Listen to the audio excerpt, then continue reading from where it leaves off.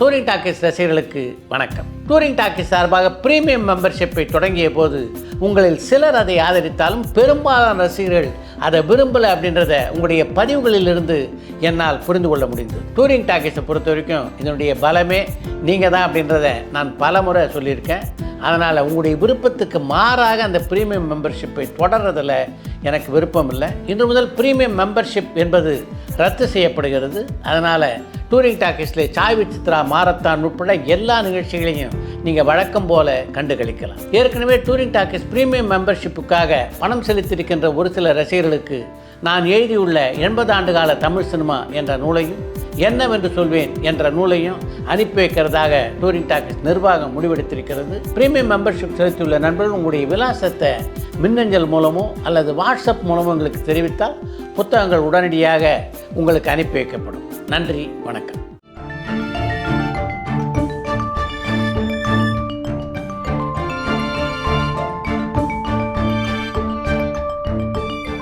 உங்கள் ஜீரண கோளாறுகளுக்கும் வயிற்றெரிச்சலுக்கும் சரியான ஒரு தீர்வு. டூரிங் டாக்கீஸ் ரசிகர்களுக்கு வணக்கம். வாங்க லென்ஸ் நிகழ்ச்சிக்கு போகலாம்.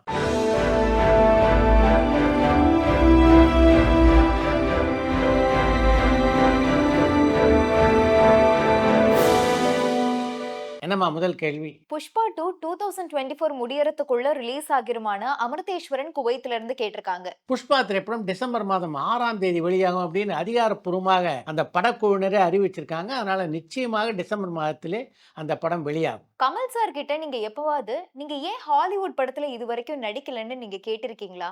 ஏன்னா அவர் ஹாலிவுட் படத்துல நடிச்சிருந்தா டாப்ல இன்னைக்கு அவர் தான் இருப்பாருன்னு நான் நினைக்கிறேன். இத பத்தி உங்களோட கருத்து என்னன்னு சென்னையில இருந்து அர்ஜுன் கேட்டிருக்காங்க. ஹாலிவுட்ல ஒரு திரைப்படத்திலே கமல்ஹாசன் நடிச்சிருந்தா நிச்சயமாக அந்த திரைப்படம் மிகப்பெரிய வரவேற்பு அங்கேயும் பெற்றிருக்கும் என்பதில் எந்த சந்தேகமும் இல்லை. ஏன் ஹாலிவுட் படங்களை நீங்க நடிக்கல, அப்படிப்பட்ட அழைப்புகள் உங்களுக்கு வரலையா, இல்லை நீங்க அந்த அழைப்புகளை ஏற்றுக்கொள்ளவில்லையா அப்படின்னு கமல்ஹாசன் நான் இது வரைக்கும் கேட்டதில்லை.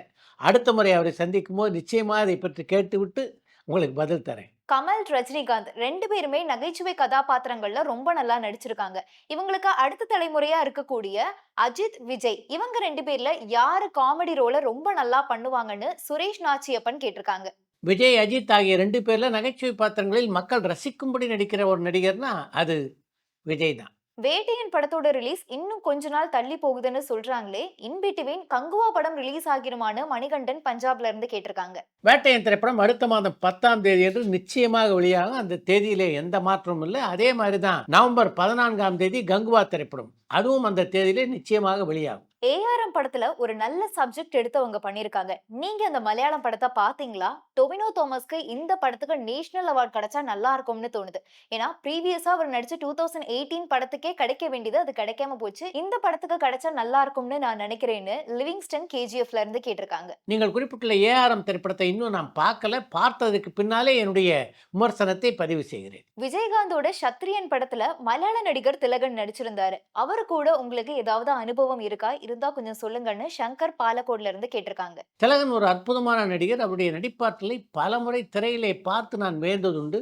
அவரோடு நெருங்கி பழகக்கூடிய வாய்ப்பெல்லாம் எனக்கு கிடைக்கல. அவரை பொறுத்தவரையிலே இருதய நோய் உட்பட பல நோய்களால் அவர் பாதிக்கப்பட்டிருந்தார். இறுதியாக அவருடைய உயிரை பறித்ததிலே நிமோனியாவுக்கு மிகப்பெரிய பங்குண்டு. மக்கள் நீதி மய்யம் கட்சியில இன்னும் ஸ்ரீபிரியா இருக்காங்களா? ஏன்னா அவங்க கட்சி சம்பந்தமா எந்த பதிவுமே கொஞ்ச நாளா போடுறது இல்லையேன்னு ராம் கேட்டிருக்காங்க.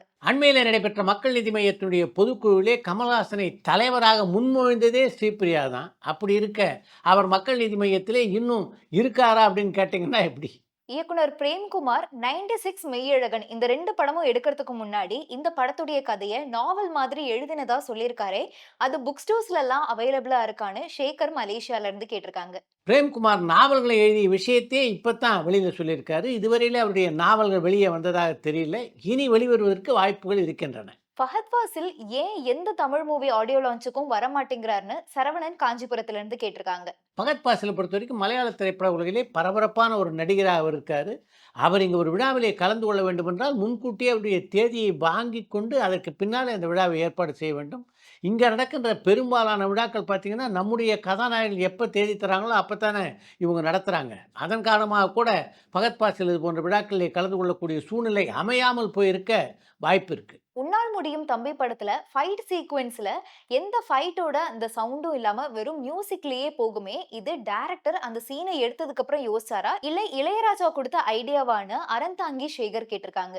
முன்னாள் முடியும் தம்பி படத்தினுடைய சண்டை காட்சியின் பின்னணியில் சங்கீத இசை ஒலித்ததற்கு காரணம் இளையராஜா தான். பூட்டாத பூட்டுகள், சுஜாதா என் ராமாயி வயசுக்கு வந்துட்டா, பொண்ணு ஊருக்கு புதுசு, இந்த மாதிரியான படங்கள் எப்படிப்பட்ட ஒரு ரிவ்யூவை 80s காலகட்டத்துல பெற்றிருந்துச்சுன்னு ராஜு லண்டன்ல இருந்து கேட்டிருக்காங்க. நீங்கள் குறிப்பிட்டுள்ள பொன்னூருக்கு புதுசு, ராமாயி வயசுக்கு வந்துட்டா, சுஜாதா ஆகிய 3 படங்களுமே வியாபார ரீதியாகவும் மிகப்பெரிய வெற்றியை பெறல, விமர்சன ரீதியாகவும் மிகப்பெரிய பாராட்டுதல்களை பெறவில்லை. சைக்கிளிங், ஸ்கேட்டிங், மியூசிக் நாலேஜ்னு எல்லா பலவித திறமைகளோட டாப் ஸ்டார் பிரசாந்த் தான் இருக்காரு. இவரை தவிர வேற யாராவது நடிகர்கள் இத்தனை திறமையோட இருக்காங்களான்னு அனு திருச்சியில இருந்து கேட்டிருக்காங்க. நீங்கள் குறிப்பிட்டுள்ள இந்த திறமைகள் எல்லாம் கமல்ஹாசன் கிட்ட இல்ல அப்படின்னு நீங்க நினைக்கிறீங்களா?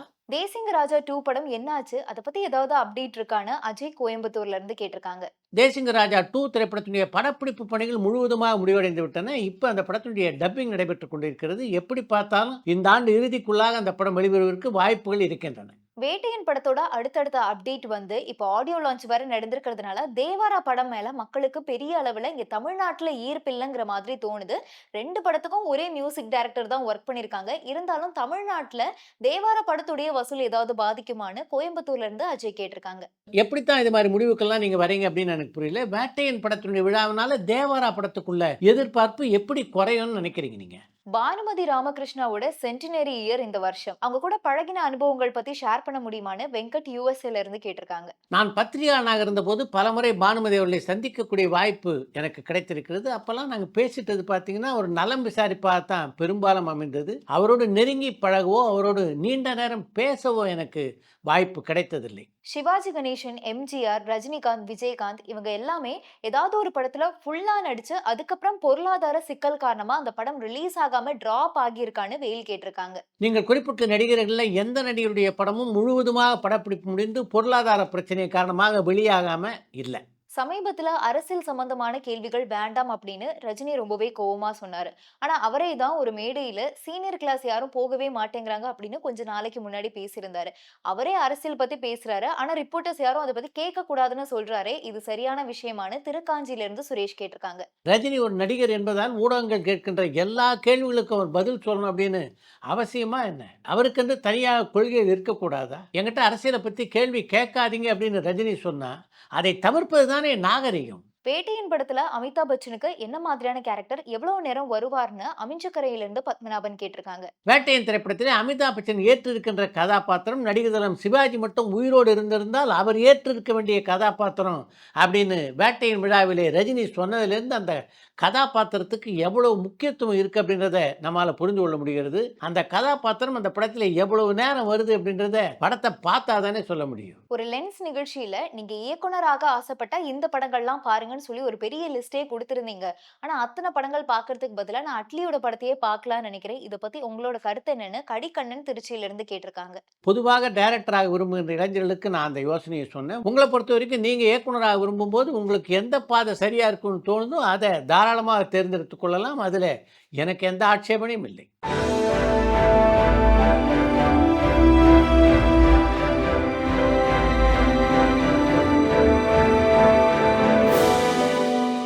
கடந்த செப்டம்பர் 20ஆம் தேதி எந்தெந்த படங்கள் ரிலீஸ் ஆச்சு, எந்தெந்த படத்துக்கு நல்ல ரிவ்யூ இருக்குன்னு சிவா சிட்னில இருந்து கேட்டிருக்காங்க.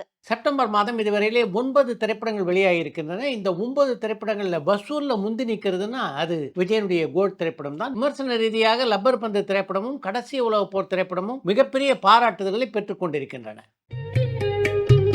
அடுத்து இன்று ஒரு தகவல்.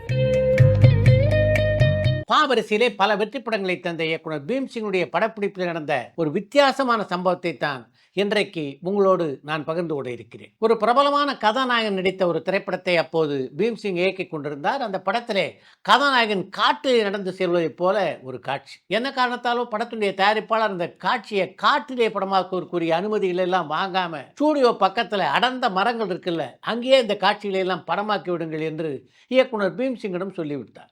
பீம்சிங்கை பொறுத்த வரைக்கும் பெரும்பாலும் தயாரிப்பாளர்களை அனுசரித்து போகின்ற ஒரு இயக்குனர் அவர். அதனால் அவர் இந்த ஆட்சேபனையும் சொல்லலை. மறுநாள் காலையில் எல்லோரும் படப்பிடிப்புக்கு தயாரானார்கள். ஆனால் படத்தினுடைய டைரக்டர் மட்டும் வரல. இதற்குள்ளாக இந்த படத்தினுடைய கதாநாயகன் அங்கே வந்தார். தான் காட்டிலே நடந்து செல்ல வேண்டிய காட்சியை அங்கே தான் படமாக்க போகிறாங்க அப்படின்னு தெரிஞ்ச உடனே அந்த கதாநாயகனுக்கு எங்கேருந்து தான் அப்படி ஒரு கோபம் வந்ததுன்னு தெரியல. அந்த உதவி டைரக்டரில் பார்த்து, இதுதான் காடா? முன்ன பின்ன யாராவது காடை பார்த்துருக்கீங்களா? என்ன நினச்சிக்கிட்டு இங்கே படப்பிடிப்புக்கு ஏற்பாடு பண்ணீங்க?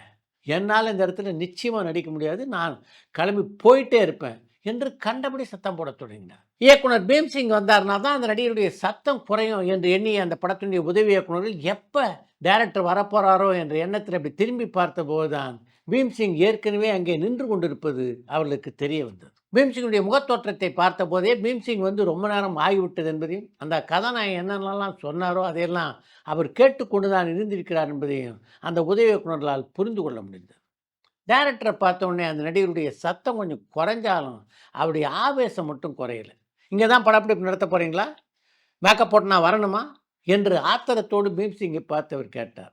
ஆமாம், இங்கே தான் படப்பிடிப்பு நடத்தலான் இருக்கேன், எடுத்து பார்ப்போம், நீங்கள் போய் மேக்கப் போட்டு வாங்க என்று சாந்தமாக அந்த நடிகருக்கு சொன்னார் பீம்சிங். அவ்வளவு ஆத்திரமாக பேசினாலும் அந்த நடிகர் இந்த படப்பிடிப்பு தளத்தை விட்டு வெளியே மட்டும் போகல.